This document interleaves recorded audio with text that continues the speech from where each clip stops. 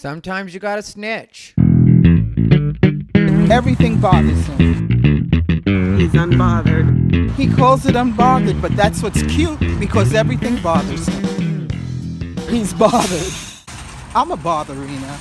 Take your alligator, beige. What's up, everybody, and welcome to yet another episode of Unbothered by Thai Rivera. That's right, it's Unbothered by Thai Rivera. I'm your host, Thai Rivera, the absolute best LGBTQ comedian in the world. I can't do the little head snap thing because I got attacked over the weekend, and we will get to that right at the beginning because I know that that's what some people want me to talk about.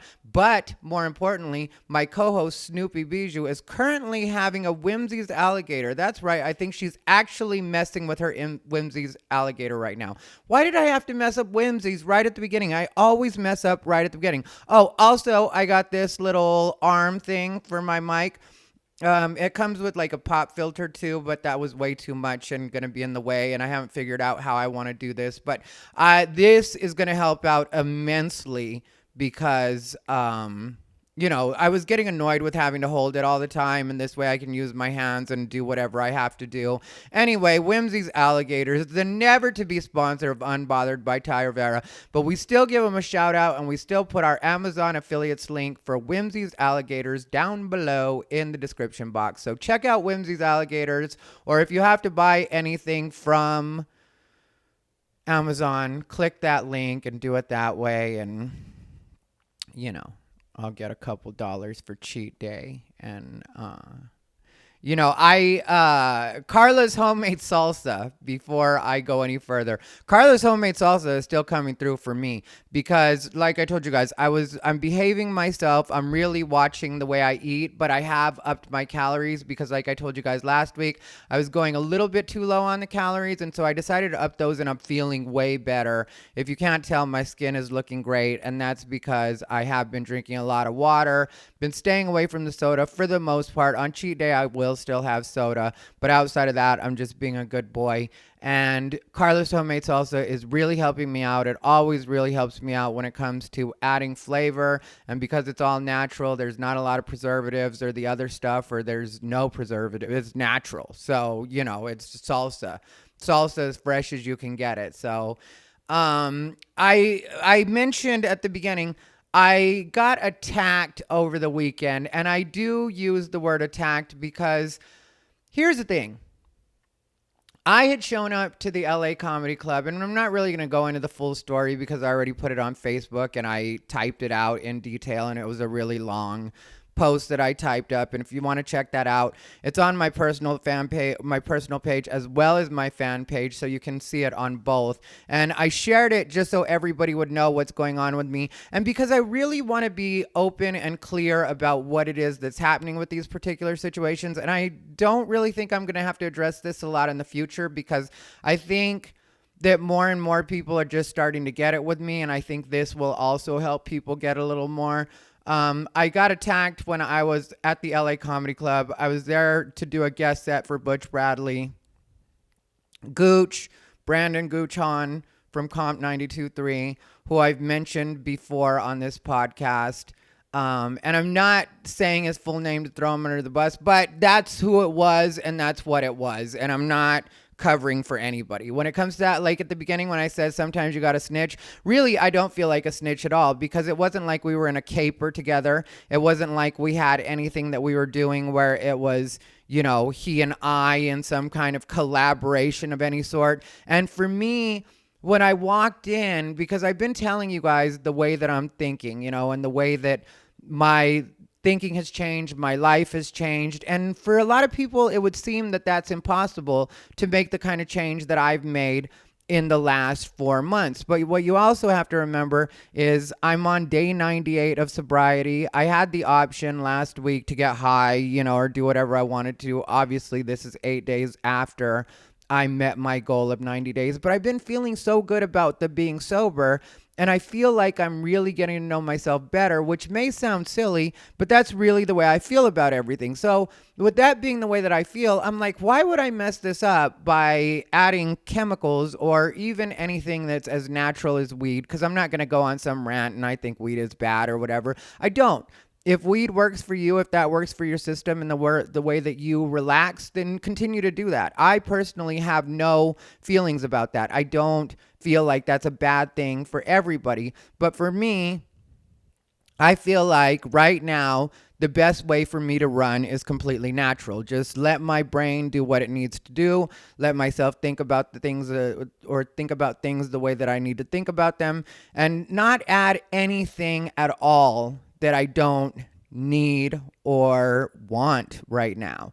And so for me, things have changed so much since I mentioned him, which was 4 months ago, Gooch, that when I walked in and saw him, I mentioned in the post that there were several things that were going through my mind when he like jumped in my face, because what happened was I walked in and saw him, and of course I take note because, you know, he's there and I'm there and I know that he might still be mad at me and whatever, but you know, I had other things on my mind and I was in a really good mood and I was in a really good place, and I was supposed to go to the Dirty at 12:30 afterwards with Nick Guerra. Nick Guerra was in town. He and Stephen Briggs came over to my place the night before. We were hanging out, we were being silly, we were having fun. Stephen Briggs, if you don't know him, is one of my favorite people. He's absolutely hilarious, and not only hilarious, but he's just a good spirit and a good energy, and like he's so happy and so fun. He was definitely picked up a lot as a baby. That's what I'll say about Stephen Briggs. Like, you know, he is so happy, so fun, so cute, and I love being around him. And so when he's around, there's a lot of laughing. And then Nick Guerra, there's a lot of laughing when Nick Guerra is around. So, I mean, like, I have two people around me that are really great just the night before. And so they had mentioned wanting to go to the Dirty at 12:30. Nick wasn't sure at that point if he was going to be able to get a set or not, but he was like, let's go anyway, because we both have known Gabe. Gabe Lopez runs the Dirty at 12:30. Him and his longtime girlfriend, Tina, have been running, and I'm friends with both of them, been to their house, you know, like they consider me family. I will get to how I feel about them. I guess... Yeah, we'll continue to be family, but I'm going to go ahead and talk about them because that did get on my nerves. And I don't care how, that's the thing. Like, you have to understand, and I think this does bother people about me, is there is no consequence to anything I say. I talk the way I talk about the things that I talk about. If you don't ever want me to repeat anything, either tell me it's a secret, A, or don't tell me that, because if you tell me something and I'm supposed to suffer or incur some kind of consequence because of it, and I feel like talking about that on Unbothered, I'm going to talk about it on Unbothered because that's what I do on Unbothered. This is my therapy. And I forget that sometimes people, and my friend Jen had to point this out to me the other day. I went to brunch with my friend Jen, and she had to remind me that, because she's the same kind of person, and she does her online thing, Jen from the block. I given her a shout out before. I'll put one of her videos up here, you know, so you guys can check it out. But I like her a lot. And she said the same, or said something to me that I always forget about, but I also know that a lot of times the people around us stay upset about certain things because they hold on to things. They're stewing about things, where we're the type that we just go online, we talk about whatever's bothering us, and then it's just done for us. And that's the way I felt with the Gooch situation, you know, because I did talk about him a couple episodes back, and I'm sure you guys remember, he's the radio guy, obviously. I mentioned that at the beginning. But he, like, you know, was still holding on to some feelings, and so he was mad and jumped in my face, and I was in such a good space that at first it really didn't register for me the way that it was going down. And it was only when he was screaming in my face and literally spitting on me, because he was that close to me and trying to spit on me, if I'm being honest about it. You know, when people start doing that to be insulting and to goad you into fighting them, because, like, here's the thing. When I walk in and I'm in a good mood and then the other person is not, and then they jump in my face and they're saying stuff like, "Oh, I want to fuck you up so bad." I mean, literally, this is what I'm being told in my face. And like I said, it took a little bit for it to really register for me, because in my head at first, you know, because I'll go to different places in my head while people are talking to me. I told you guys, even under the best circumstances, I don't pay the most attention to people. That's just the way it works. And I don't care who you are. And if you're angry with me, I pay even less attention because, I always pick up on energy, and I've always been that way. Like, that's why I'm good at doing stand-up, because I can pick up on the collective energy of the room, and I can tell who doesn't like me or who's whatever, and I tune them out, and that's the way my brain works, right? So for me, like at first when he was talking to me about all these things or yelling in my face, because he wasn't talking to me about anything, he was screaming in my face, spitting on me as he's talking. And at first I was thinking, okay, I got to walk Bijou later. I got a picnic up at the Rio. We got to go to Dirty at 12:30. And so these are the things that were going through my head initially when he's yelling at me. And I'm really not tripping off of him because I'm just like, if this guy wants to yell, then he wants to yell. But then he's talking about how much he wants to fuck me up, like that's what he keeps saying over and over. And I don't know what you guys are like or what your experience in life has been, but I've been around a lot of fights, and maybe I've been in a couple of them, but like my thing has always been, if somebody wants to fight you, they just hit you and set it off. They don't jump in your face and keep like blah, blah. Maybe they'll do a little bit of that, but usually quickly after that, especially if nobody's holding them back, and nobody was holding him back, which is something I had a problem with as far as LA Comedy Club goes, and they're working to fix that situation, and we had a conversation about that, and I think we need to chat just a little bit more because I think there are certain things that I don't think that they fully understand when it comes to the way that all played out and kind of what their culpability was in the way that went down, and kind of the culture that's being fostered over there when it comes to that kind of thing, because nobody should feel like they have the right to do that in a professional space. And whether or not people think that comedy is fun and that's all we do is have fun, it's supposed to be a professional space. So if I go in as a professional comic to perform at a professional comedy club on a professional comics show, because Butch Bradley is one of the best resident headliners in Las Vegas, if not the best resident headliner when it comes to just straight up comedy, straight up stand up. And that's who invited me there. And so I know that had Butch been there, it would have been a much more safe environment for me. But if you have somebody there, whether that's Gooch or anybody else that thinks it's their job to be some sort of bulldog and make sure that certain people aren't there, it's like nobody hired you for that. That's not what you're there for. And so I don't know why it is you've been led to believe that this is what your job is at this particular venue, when, like I said, nobody's hired you for that job. And I don't say it just because of me. I say it because he's done it with at least two other comedians. There was one in particular that I was there for the aftermath of. I didn't see it, so I didn't know what had gone on. And this is when we were still friendly.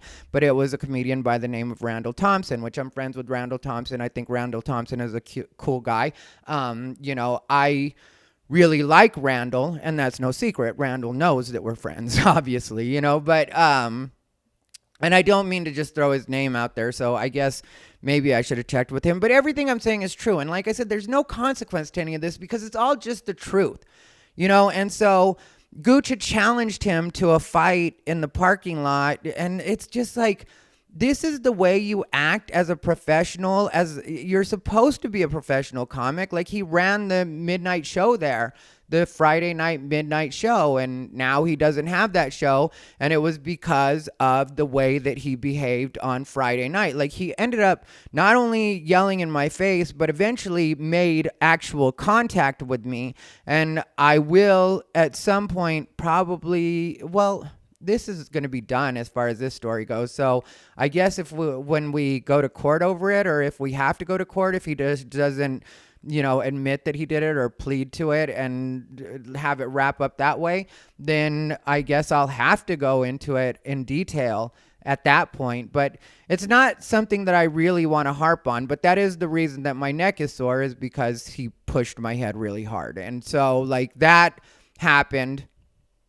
And it was just him trying to torment me and goad me into fighting him. And I just was so not in that space. And he was bringing up like Jimmy Kimmel's sister and me getting in my argument with her. And then like he brought up some story of this guy that used to do my web design for. Well, that's a lie. He never did web design for me. We were supposed to do something in the vein of web design, but he brought up this story like Gooch did. And then he was like, I bet you thought I didn't know that story, did you motherfucker? And I like in my head, I'm just like, yeah, anybody that's listened to Unbothered during that time knows that story. I've talked about that story, but the way he told the story was wrong. And like, it just audibly, the only thing I said was, that's not the way that story went, you know? And I mean, like, it was just a lot of him yelling and getting himself wound up to a point where he felt he had to make physical contact with me because I wouldn't give him the rise that he wanted. But that was for more than one reason, you know. Also, I could tell that's what he was trying to do, and he was just trying to get me in trouble because obviously if I fight him, if I strike him, even when he pushed me, you know, it's like a person can push you, but then if you punch them, you're still the person that technically assaulted them or started the fight. And so I'm not going to be that guy. And I've been around long enough to know that that's the way it works. And me having all these tattoos and being as brown as I am, I mean, like right away, the cops don't want to believe me anyway. It's bad enough I called the cops because I had to. And that's why I don't feel bad about calling the police, because I'm going to tell you, people of color, when it comes to that,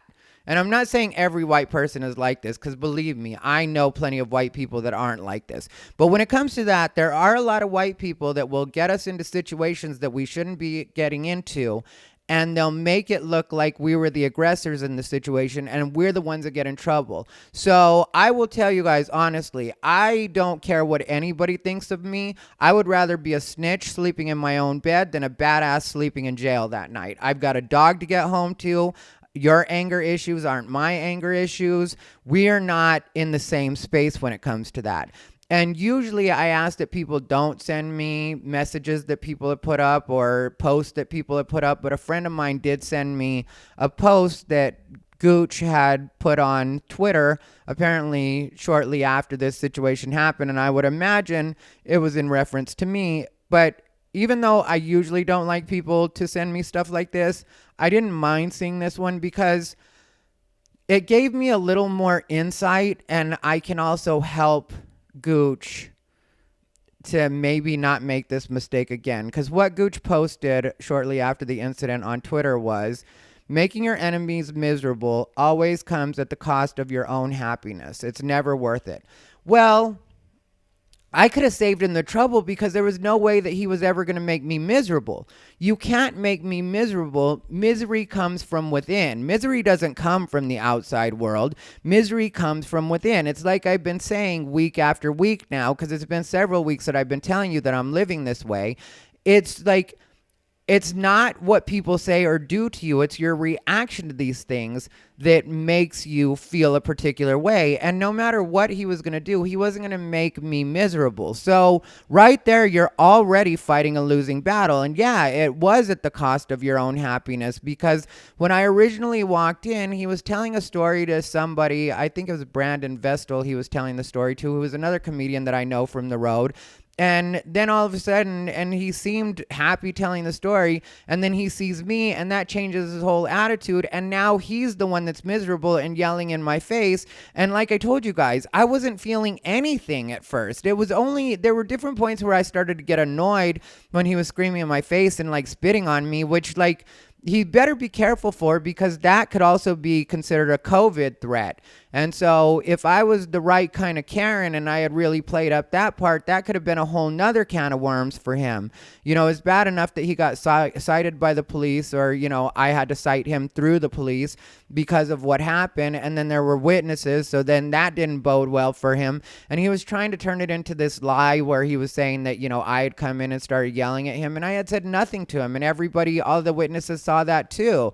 And I haven't decided whether or not I'm going to pursue it all any further, you know, like, because obviously criminally that's going to be like whatever it is. And I don't think it's much of a charge. It might be an infraction or whatever, not necessarily a misdemeanor, but I don't know that for sure. I'm not obviously a legal scholar, but I don't know, because like my neck is stiff like it shouldn't be, and I don't have any kind of pre-existing neck condition, so that shouldn't be the case. And it's like, it wasn't like that was something that I deserved, because no matter how mad you are at me, because I would never tell anybody, well, you shouldn't feel anything about what it is I said 4 months ago, because this is 4 months later, even though I personally think that that's not the most healthy way to handle your emotions, because it's not like I've gone around talking about him over and over. It's not like I've talked about him on the podcast or referenced him constantly, and it's this ongoing thing. For me, it was 4 months ago. So I wouldn't tell you not to feel however you feel, but at the same time, you don't have a right to put your hands on anybody. And like I already said, nobody hired you for security at that club, and I was an invited guest, and maybe you didn't know that, but you didn't have to know that. Not everything has to be run by you. You're not running anything, and when you're trying to make another person miserable, how evil is that your thinking is to make another person miserable? And then he says, making your enemies miserable. Well, that's the difference between me and you, and that's probably why our reactions are so much different. You think of me as an enemy, and I don't think of you at all. Like I said, I registered that you were there just because I notice who's in the room when I walk in, and I'm walking straight up to that table because Mike Krasner had addressed me as soon as I walked in, because last week I made the Hacksaw Jim Duggan reference, and I do apologize to you guys. I fell asleep during the premiere last week, and I made it like 3/4 of the way through, but I literally just fell asleep and woke up with my phone in my hand because I was doing the live chat from my phone. And so I do apologize for that. I know I conversed with you guys, Melissa, Merlot. I know I conversed with you quite a bit on that particular stream. But like I ended up falling asleep. And so Mike Krasner had sent me a text message about my Hacksaw Jim Duggan reference and was telling me I was silly. And so as soon as I walked in, he said that as soon as I walked in the door, and there was nobody else there, just the comedians and the bartender and one of the security guys. And so I immediately went to Mike so we could talk about that and be silly. And seeing Gooch right there to me is no big deal, because it's like I said 4 months ago, and I've been around a lot of people that don't necessarily care for me or that I don't necessarily care for. And it is what it is. We're all professionals. We should be able to be in the same space as far as I go. And so I didn't think anything of it. And, so he posts that on Twitter. And then Jimmy Kimmel's sister is the first comment, because, my friend sent me the screenshot. And she's like, yeah, but sometimes an individual needs their face smashed in before they stop being an absolute piece of hot garbage. Okay, well, Jimmy Kimmel's sister, you got beat up on stage. And that hasn't stopped you from being the kind of friend that would give your friend this kind of bad advice. He's already said that trying to make his enemies, me in this case, miserable, has cost him some of his happiness. And instead of you being a good friend and saying something that would be good friend-like, instead you encourage him to continue with this toxic behavior that he's already admitted has had a negative consequence for him, whether that's emotionally, financially. I don't think it hurt him financially, as far as his relationship with the club or whatever like that. But obviously this had some kind of adverse effect on him. So if it had an adverse effect on him, that's not what a good friend would do, even though you have your personal feelings about me and you feel like somebody should smash my face in, which is a very adult way for a 50-year-old mother of two to talk about something that she wasn't there for, doesn't know how it went down. And like I said, she got beat up, and that hasn't stopped her from being the terrible person that she clearly is. And I am trying to be nicer, but at the same time, that is horrible person shit. And I'm going to tell you, Gooch, as your friend, because we were friends for 10 years and we weren't besties, but we were, if we're both being honest, actual friends. We would see each other. We were very pleasant. We would hug every time we would see each other. There were times we would be at parties, like at Gabe and Tina's place, and we would be away from the rest of the crowd and talk to each other. I know you're probably upset that I mentioned publicly that you had said the N-word in front of me and I wasn't comfortable with that. And that's just what it was, So I know that that's something that probably bothered you, but it bothered me when you said that in front of me because, as I've said before, I don't care what anybody says. If they want to get a cosign from one of their black friends, if you and your black friend are having that conversation in front of me, that's between you and your black friend, and I don't care. That's for them to take up. But if they were to say, I don't necessarily appreciate that, I would be like, yeah, I can see how you wouldn't appreciate that, and I would have their back at that point. But if they're fine with it, I'm fine with it. But when you're doing it and it's just me and you in a green room, I do feel like, did I get invited to a rally that I didn't realize I was going to? And that's just the way I personally feel.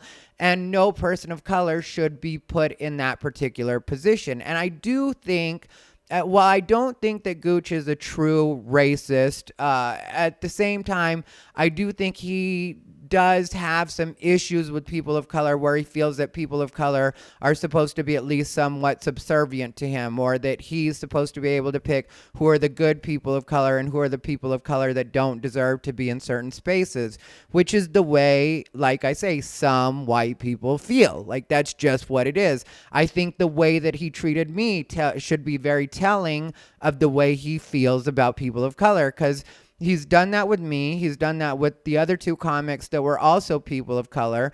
But you don't hear about him doing that with white comics, or I haven't heard him doing that with white comics. So why is it you think that when it comes to people of color, that suddenly you get to be the deciding factor on where we can and can't be? So that's just something for him to examine. And I would tell you that, like I said, honestly, no matter what you do, you're not going to make me miserable. Like, yeah. When this initially happened, I'm very resilient, so I went out right after, and I'll get to that in just a second. But then there was a period, in the last couple of days, because this happened Friday, this is now Wednesday, where I did kind of get a little bit down for just a quick second. And I addressed this with Cindy via my online friend, Cindy via Instant Messenger, or maybe it was Instagram Messenger. I don't remember. It was one of the messengers. But like, we were chatting a bit about it, or I mentioned a bit about it, where, like, there was a part of me that almost wanted to, it felt like I was on the cusp of slipping into a little bit of a depression, not just because of Gooch, but because of other things that happened, like when I went to Dirty at 12:30, and just the full combination of things. And then I did my regular strategy, and thank you, Cindy, for the message that you sent me. I know I just put the heart back to it, but it was because I felt like if I really went further into conversing about it, that I might trigger myself into feeling like it was more than it was, all the way around. And I did appreciate your words, because you're right. I do always find a way of handling things in the best way for me. And that's what your message to me triggered. Was I was like, you know what? In these instances, I always say that this is when you or I, and when I say you, I mean the general you or I, when you start to feel like maybe a lot of people don't like you or whatever, need to get out into the world. You need to get back to being around regular people. And I had been to brunch on Sunday, and that was great. And, I was there with my friend Jen, my friend Carlos. Carlos is a comedian, and they treated me like family, and it was a family. Well, it was her daughter's boyfriend's birthday. And so we, went to eat at Lago in Bellagio. And it was really good. And they treated me like family, and it was a family atmosphere. And it was really just the perfect thing I needed, at the end of everything that had happened. And I've been going to the gym like I'm supposed to, and doing everything as far as that went. But I had been outside of that, kind of isolated from people and not around people. So last night I woke up around midnight, and I was like, yeah, I just need to get out and be around people. And so I went to Champagne's, which is one of the open mics that's not too far from my place, and they start at midnight on Tuesdays. And so I stopped in, and I knew that there was a chance there would be some comics there that didn't necessarily like me, but I just don't live my life that way. And I can't ever see myself actually doing that. I know that I'm not going to ever do that. And that's what was weird about the way this happened. It's like, after all I've been through in this business, because I was very honest with you guys about when I first started, that occasionally people would try to bully me and there was that kind of stuff that would happen, but I never let that. And yeah, back then there were times when I would be like, oh, I don't know how I'm going to do this again. Because, when you're getting actually bullied, which is what Gooch tried to do the other night and what those comics tried to do in the beginning, like, you do feel like, oh, I don't know if I want to deal with this. And I mean, like, I will mention that I have given serious consideration to how I can be some kind of advocate for young people when it comes to that, but also not the traditional advocate in the way where I try to like baby them, but kind of teach people some of the coping skills that I've learned. Because my thing was, I don't care who's going to be there. I need to get to Champagne's. I need to be around other comedians. And yeah, there will be a couple of comedians that don't like me. It turned out there was only one that doesn't necessarily like me. But outside of that, everybody else was cool. And I need to be around that. I need to be around other people who do what I do in that particular moment and just remember what it is this is all about for me, which is about getting in my sets, which is about getting better at what I do. And that can happen at a place like Champagne's. Last night, there was a bit of audience there, and the comedians there, like I said, they were cool. But the other thing that really sunk in for me, because I did get messages, people were offering to retaliate, and I was very clear with my friends, because like I told you guys, I'm a good friend. So my thing is, if one of my friends offers to do that kind of thing for me, I do take it as a sincere compliment, and I do appreciate that they care about me so much that they would actually do that.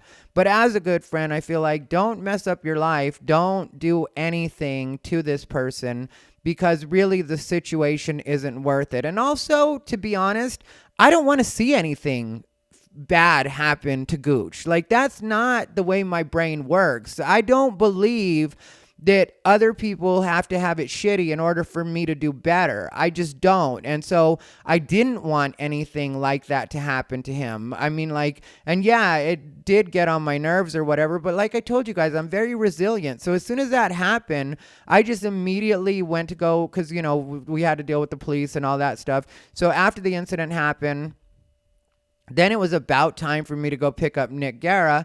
And so I went to pick up Nick Guerra, and we were going to Dirty at 12:30. He ended up getting a set, so, we ended up getting there a little bit early. And I knew Trix was going to be the headliner because I followed the Dirty at 12:30 on Instagram. So I knew that Trix was going to be the headliner, but I didn't care because, again, that's 4 months ago. And yeah, Trix Trix tried to take my bit or parts of my bit, and that's whatever it was. But that was, again, 4 months ago. And I have no feelings about that. Like, yeah, it happened. I know it happened. But I don't hold on to the anger about that. I don't care about that. There is no anger there to be held on to. It is what it is. It was what it was. And so for me, I'm just there to watch Nick do his set and hang out for a little bit at the Dirty at 12:30. I hadn't been out for over a month, so it's not like, I've been out and I've let people simmer or do whatever they wanted to do. Like, I would figure people would chill and just be kind of like I am about it, but apparently not. Because I get there, and at first I just say hi to Gabe and everything's cool. Like, me and Nick are talking to Gabe. And like I said, he's the one that runs Dirty at 12:30, and he also hosts it. And so then I go to sit down like a regular audience member, and I sit down next to Shantae Zuniga, who, shout out to Shantae just for being an awesome audience member everywhere she goes. And I consider her an actual friend. And, like, I sat down with her. And so, like, I'm not going to talk like, I had let her know that, like, that situation had happened or whatever, but it wasn't like a nasty way or like a, fuck him or whatever, like that kind of stuff. It wasn't like that. It was just like, oh, this just happened, and it was kind of whatever, and I was decompressing because, there's the adrenaline that happens from all that stuff, because having to deal with the police, which was a nightmare for me because they were nice-ish after they really understood what was happening. But like I said, Gooch had tried to lie, which is not a respectable thing for me when it's like, if you do something, then just do it and be that person. Don't lie about it to the police and try to make it seem like I did something to egg you on or to try to encourage you or to antagonize you when that's not what happened. If you're really the person that you're pretending to be, if you're the person that's going to yell in a person's face and you're brave enough to do that, then when the police get there, just be that same guy and be like, yeah, I said it and I was mad and this is why I'm mad, or whatever it is you want to tell the police, but just come from an honest place. Don't try to turn it into that I did something, because I didn't do anything. But so I had that quick conversation with Shantae, and then I was asked by Gabe and Tina, the couple that run the Dirty at 12:30, if I would leave because the headliner Trix wasn't comfortable with me being there. And I was just like, not comfortable with me being here? How's that even a thing? Like, I've been doing comedy forever, and sometimes you perform with people you don't necessarily care for, comedians you don't necessarily care for being in the room. It's just not that big of a thing for me. I don't know why it is these people think that they're going to make it so I can't move as freely as I want to move throughout the comedy scene. Because if I want to go somewhere, I'm just going to go there. And if, anybody were to have security come and talk to me or ask me to leave, then I guess I would have no choice but to leave at that point, because I'm not going to jail over that and I'm not going to turn it into my thing. But at the same time, I'm not going to leave when I've done nothing wrong and I'm sitting down like an audience member. And I wasn't there to make any trouble or anything like that. And, it was this uncomfortable conversation where Tina was trying to tell me well, we just don't want, anybody to be uncomfortable. And I was like, well, there's no reason for anybody to be uncomfortable. In my thinking, there's 300 people here, because there's usually a minimum of 300 people at the Dirty at 12:30. It's the most popular show in Las Vegas, our weekly comedy show in Las Vegas. So there's usually 300 people there. Why would you concentrate on me? Why would you concentrate on one? I don't matter if there's 300 people. You're there to perform for the audience. When there's comics I don't like in the audience and I'm headlining or I'm performing, I just kill it extra hard so nobody can talk shit later. That's the way I handle that. And so that's what I would expect Trix to do too. Kill it. Make it happen. Just do your own material. But I'm not trying to be shady. I'm just saying, but instead he was trying to really get me put out of there. And, it was ineffective because I hadn't done anything wrong. So there would no good reason for anybody to ask me to leave. I mean, even now, I don't think there would be a reason for anybody to ask me to leave, because I'm not saying anything disparaging about the show.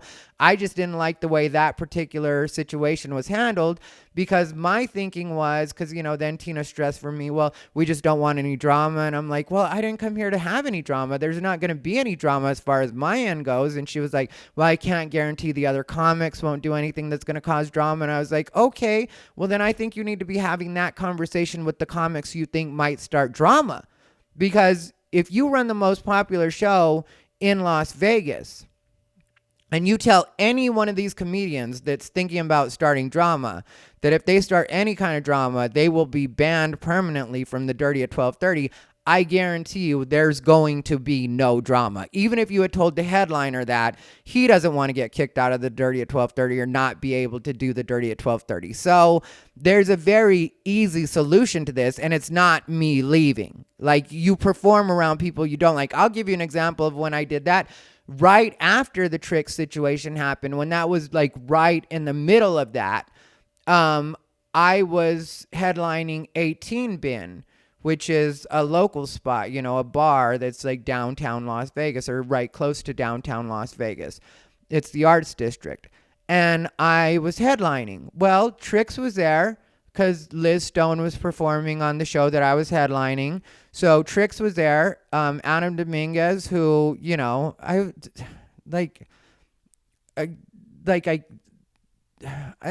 so unassigned about these things. I choose not to talk to these people, but I can't even honestly say that I don't like Adam Dominguez. It's just I don't fuck with him. That's all it is, So for me, it's not a big deal that they're there. At no point did I ask the guy that runs that show or anybody to do with that venue to ask Trix to leave or to ask Adam to leave or anybody to leave. It doesn't matter to me that way. I don't care. You're in the room. You're in the room. You're going to behave like a professional. You're not going to start any shit. You're not going to start any drama. You're not going to heckle. Great. then we have no problem. Why do I care what space you occupy? And when it comes to Gooch and Tricks, both of them are trying to get me taken off shows or not allowed to be on shows, which to me is like, you can try that if you want to. And when it's effective, I guess if you feel like you won, then pat yourself on the back. But like, for me, that shouldn't be a thing either. Like, I'm not trying to get either of them taken off any shows or make it so that they can't get booked on things. Like, I don't even care when we have mutual friends. Like, my thing with Ralph Tutela and the Adam Dominguez situation was Ralph was like trying to make me feel like I should in some way be friends with Adam. And like, I heal on my own time. I hang out with people on my own time. Relationships heal in an organic way for me. As far as me and Adam's situation, I don't feel there's anything for me to heal on as far as that goes. But as far as when I decide to talk to him, because I'm sure at some point we'll have some sort of relationship if he decides to stay in stand-up, which isn't at all a dig. Just some people find other things to do. I've told you guys in the past, I had a friend that was very, very funny and very good at stand-up, and at a point he got tired of it and decided to become a chef, and now he's a very successful chef. I'm not sure what cities he's living in these days because we lost contact, but so when I say that, it's not at all to be catty, but it's just like, if Adam continues to be in stand-up, I'm sure at some point that relationship will find its way back to being at least cordial, and we'll end up talking. So let that happen on its own. I don't need anybody to come in and be like, who you should talk to, or who you should really give a chance. I hate that. And I don't care, like I said, who my friends hang out with. If you guys haven't noticed, I mentioned Claire Hawley all the time. I look at Claire Hawley like a little sister. I really like that girl. And I don't know why I just formed such an attachment to her. But, I talk to her quite a bit, and I really like her. Well, obviously, we follow each other on social media, and since I pay attention to her stories, her stuff comes up on my feed all the time, and I've seen her having shots with Adam Dominguez. I've seen her hanging out with Adam Dominguez, just like taking a picture, like for her Instagram story or whatever, and I don't like ever hit her up and like, why are you hanging out with Adam Dominguez, or you should be talking to that person. I don't feel like her loyalty to me has to extend to who she does and doesn't talk to. I trust her to be the friend that she's supposed to be, and I trust that she's not saying anything negative about me out there, or like, being a disloyal friend. So why would I not let her be the young, fun person that she is and talk to or drink with or chill with whoever the fuck she wants to chill with? Like, I just don't understand when there's people trying to make it so other people can't hang out with me. But then there's a bigger part of me, and this is where I get centered again, because I don't let these things bother me, because at the end of the day, I feel like the people that are strong-willed enough and smart enough and the people that actually deserve to be my friend wouldn't listen to that kind of talk anyway. So when it comes to certain people, like there's a guy, John Hilder, that runs the Dirty at 12, runs Hilarious 7, that's decided he's not having me on his shows anymore, which I like not only am good on his shows every time that I do them, but also people will come and pay to see me. So if you want to cut off your nose to spite your face because you're trying to be loyal to people that aren't going to do anything for you or haven't done anything for you, or maybe they do something for you and I don't know. But either way, it's not my thing, because you're losing more than I am. Like, you can decide not to have me on your show, and that's fine. And I guess like a drawback for me would be one less place to do stage time, or that I wouldn't make the $25 or $30. I don't remember what it is you paid. I told you guys I've have a horrible memory, and when it comes to money like that, usually I just put it in my pocket and don't even think about what, you know what I mean? I pull it out when I'm at Smith's, which is the grocery store, if you guys aren't familiar. But yeah, so I mean, like, I guess in that way, maybe it's like I lost something, but I don't really see it that way, because I'm more of something to lose. I'm an actual talented person, does very well on your show, and more importantly, actually has people that will buy tickets to see me. But I was annoyed with that just because me and John Hilder had always had a good relationship. And I'm not going to say that I hate him, because I don't hate him, or that I'm like really mad at him. But for me, it's just a dumb move, and it's immature. And it's like, okay, well, I guess if you're that interested in pleasing people in a group way, then I guess that's on you. Like, I will tell you from the people that have sent me messages of support and like the stuff that I posted or hit me up to say the things that they've said, which have been very nice. It is very talented people that are actually concerned with me. So when I look at like what's kind of encouraging the bullshit, which is the way that I would put it when it comes to that, because that's the only way to put it. It's like the marginally to not really talented are, against me, and then talented people are for me. So why do I care what the marginally to not at all talented really think? Why would I concentrate on that when I've got great people that not only support me, but really support me and are like, I don't care who the fuck's around. Like, I hang out with you because I hang out with you. We're friends. So I'm not going to pretend like I should care about the glass that is half empty. You know what I mean? Because the half full glass is ready for me to drink it. So the half empty one can stay where it's at and get stale, or bugs can fall in it, or whatever happens. And that's not like, that's the other thing people forget is like, I have to be entertaining on my podcast. So I use words the way that I use them. Like Ralph, got mad at a point because I used the expression that they had chopped his balls off and sent him on his way. And he took that as like such a like slight. But for me, it was just a funny way to put something, like it was just a funny way to phrase something. I'm not mad at Ralph. And at the time, I wasn't even mad at Ralph because things hadn't gone wrong, in my opinion.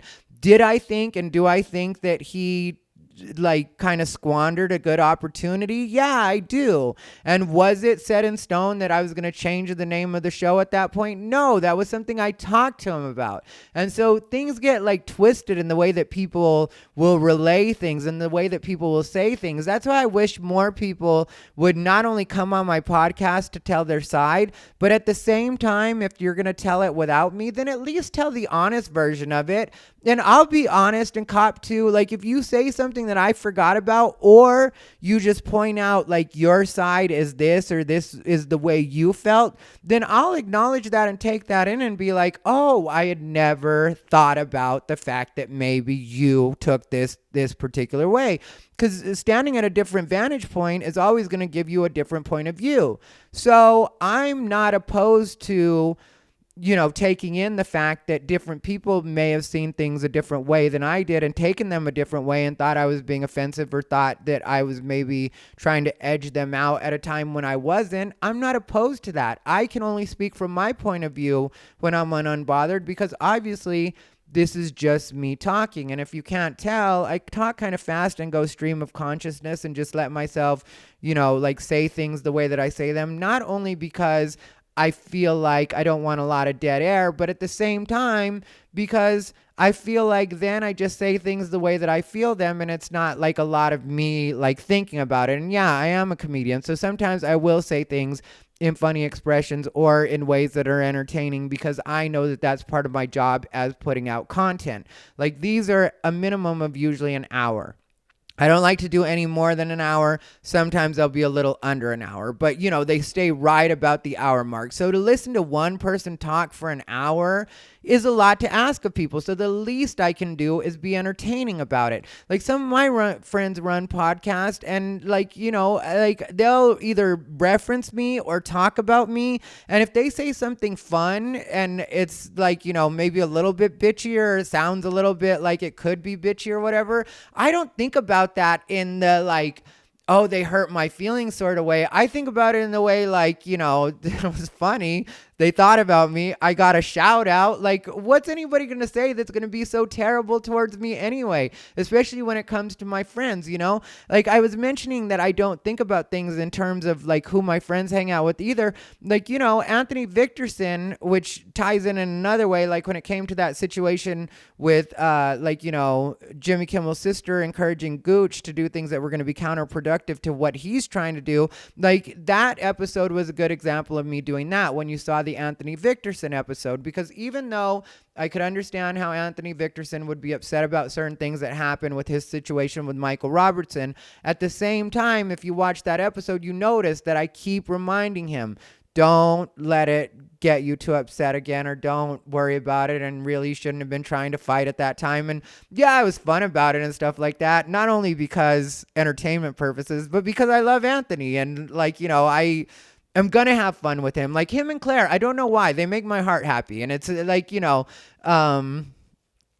like, maybe because I genuinely feel that they like me. It's not about them, what they tell me. Because, yeah, they're both, we're friends. So, of course, we're great with each other. And like I've told you guys in the past, I won't have anybody around me at this point in my life that doesn't have the same energy I have as far as being like a good friend. Like when you saw me laughing with Claire, and I'm going to have her on again before she leaves in September.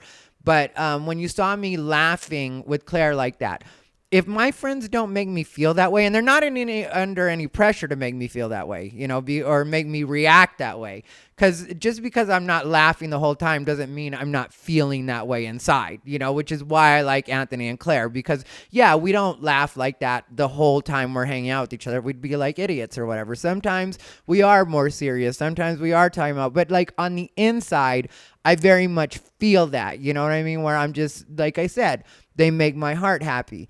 But like, if you saw the way I dealt with Anthony on that situation, like, yeah, I was fun and stuff like that, but I was very clear with him about the fact that I didn't want him to get in any trouble. I didn't want him to burn bridges for himself. I didn't want him to not be able to do the stuff that he wanted to do in stand-up, because I do know that he's talented, and I do know that he actually has a future in stand-up if he chooses to take that path. Same with Claire. And so when it comes to also not caring about, who hangs out with who, like I've mentioned Ian Rainier before, who was one of the guys that I kind of got into it with. Well, I sent Ian Rainier because all of this, I'm thankful for all the way that it went down is a part of what I'm trying to say in all this. Because like one of the things that happened was it occurred to me that I didn't go to Ian first.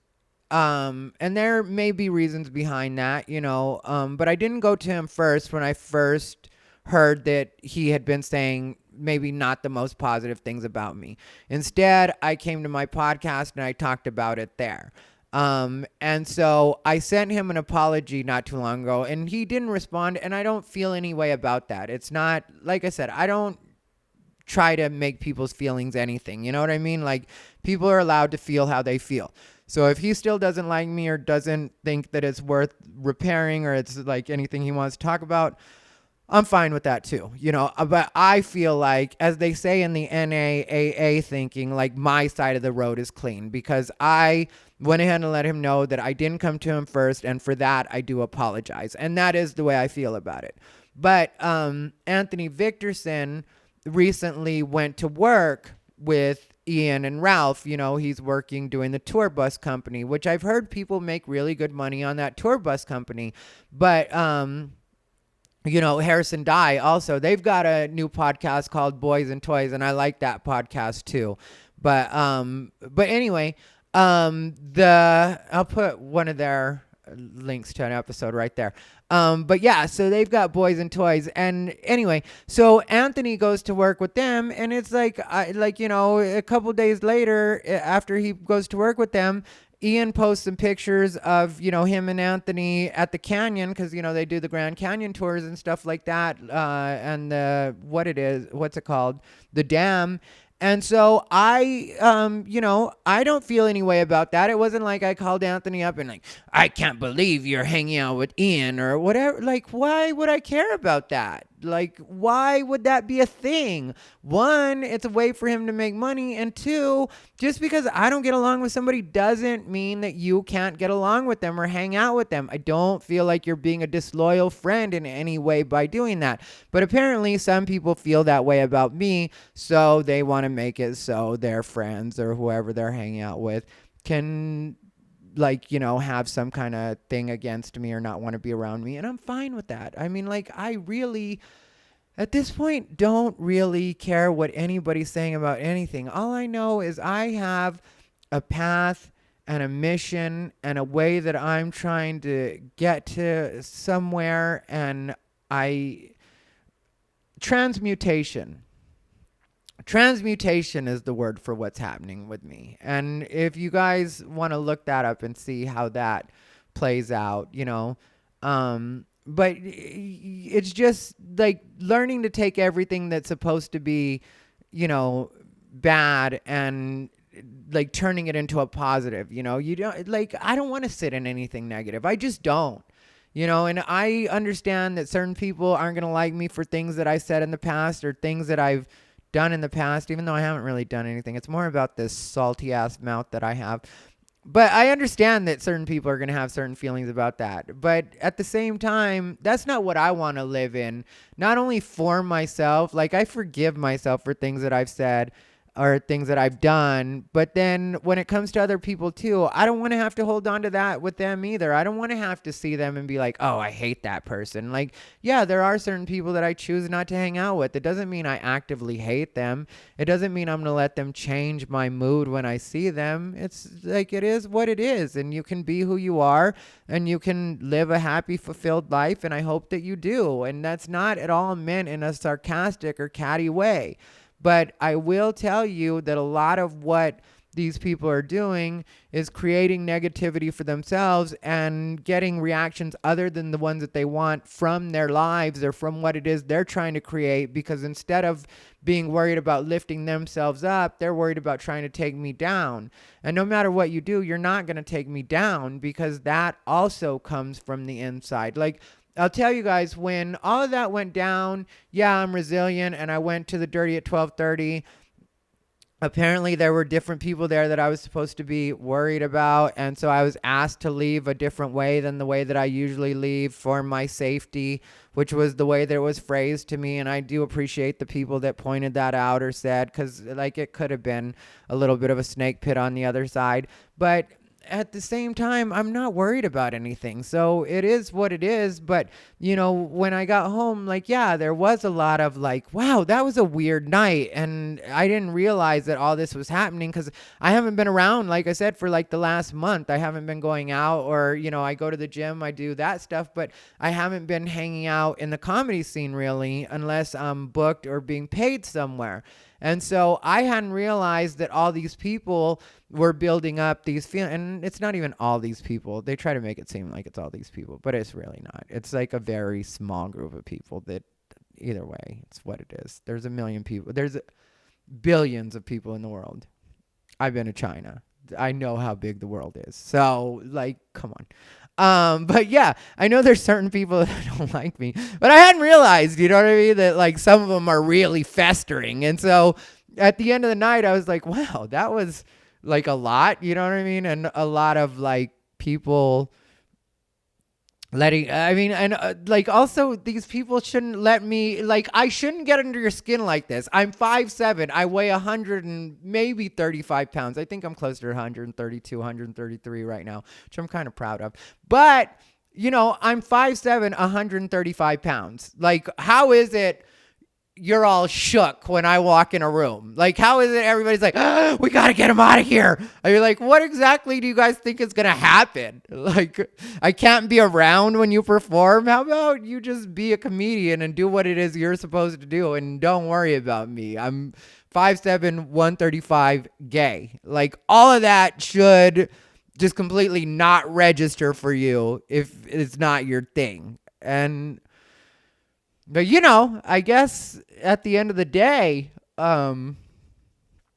it is what it is. But what I was gonna say is when I came home and I thought about all that and the way it's been going or the way it went on that particular night, after the way it's been going and the way that I am happy with all the progress I've made and all the other aspects of my thinking and from the inside, like it hit me, and it's because of everything that I've been learning and paying attention to. It really did hit me that my peace has to come from within, especially on these days when there are other factors, or those days I should say, where there are other factors that are out of my control and other people's emotions that aren't within my control. Then that's where meditation comes in. So that's what I did. And yeah, it wasn't easy to meditate that night, because there were so many like thoughts that wanted to jump in my head, like remember when this happened, or remember when they said this, or remember this particular part of the conversation.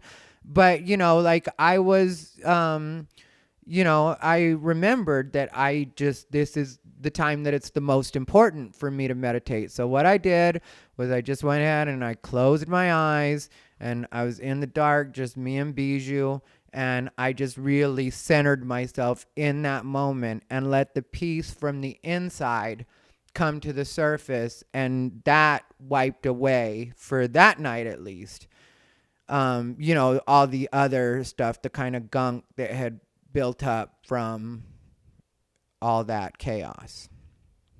And so,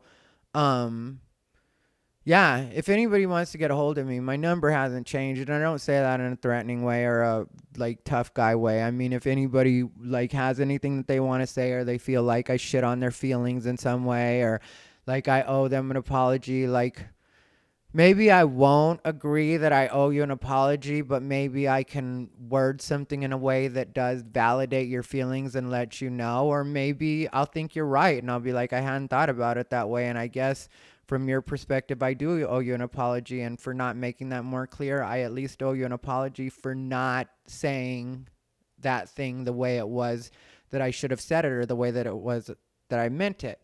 Because that's something I plan to do moving forward, because when it comes to Las Vegas, and this is what I'll say to get myself out of here, when it comes to Las Vegas, I do want my influence to be positive. And I did come here to help build the community and help make the comedy community better. And if anybody were to look at it from an arbitrary perspective, with even the comedians that I've convinced into living here, or harassed into living here, even if some of them don't choose to talk to me anymore, I've already helped the game here that way. And then there's the help to the small businesses that I've helped out with. There's just the in general being a good guy and a good comedian. And when it comes to advice, I give plenty of the newer comics that I see potential in the best advice that I can give them. And so overall, my influence has been good. And I do plan to help continue building this community. And that's something that nobody's going to stop me from doing.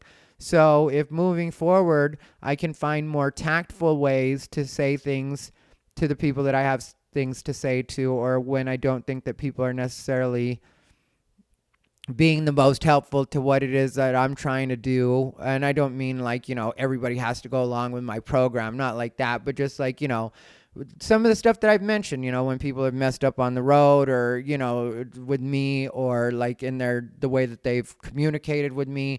If I can find better and more tactful ways to get my points across to people, then that's what I would like to do moving forward, rather than continue to have these somewhat toxic situations. Because my being and where I come from right now, not to sound cheesy, but isn't from a place of toxicity, and that's not what I want to put out there as being toxic. So like I said, everybody's free to have their feelings, and if people don't like me, then they don't like me, or if people think I'm full of shit, then think I'm full of shit. I don't that part. I'm not going to lie to you and say I'm going to make an effort to make you believe I'm this kind of person. You either believe it or you don't. I could show you better than I could tell you. Whatever you do, though, stay unbothered.